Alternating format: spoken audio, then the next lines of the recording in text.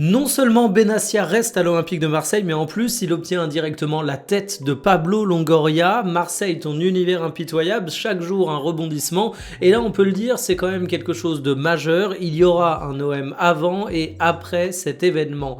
Alors pour rappel, Mehdi Benassia avait posé sa démission, une démission qui a tout simplement été refusée par Franck McCourt.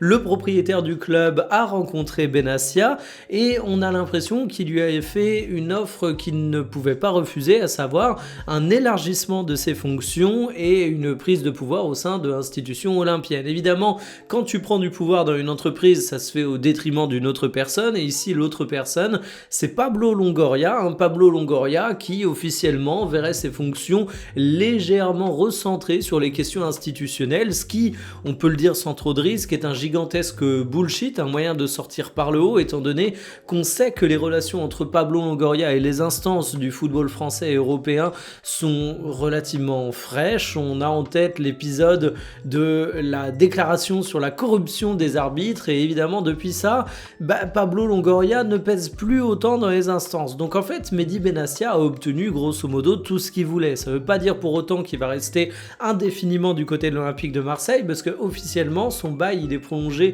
jusqu'en juin, son préavis de départ, le moment où finalement on va relancer les dés pour voir de quoi sera fait l'avenir de Benassia. Alors je vois aujourd'hui beaucoup de personnes être extrêmement dures avec Pablo Longoria parce qu'il y avait un certain ras-le-bol qui était en train de s'installer. Je pense pour autant qu'il faut pas réécrire l'histoire et oublier tout ce qu'il a fait de bien pour le club. Par contre, c'est vrai que ça commençait à faire beaucoup de transferts, d'achats-reventes, de mouvements au sein de l'Olympique de Marseille, et que avec un Benassia à la tête du projet, on se retrouvera peut-être désormais avec quelque chose d'un peu plus stable.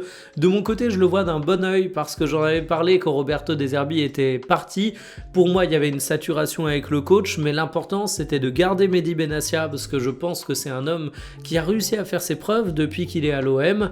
Reste à voir de quoi sera fait la fin de son passage olympien, si ce dernier se prolongera ou pas, mais une chose est sûre, on est à un tournant de l'ère Franck McCourt du côté de l'Olympique de Marseille, et ce sont des décisions très importantes qui sont prises aujourd'hui, mais qui seront aussi prises durant l'été.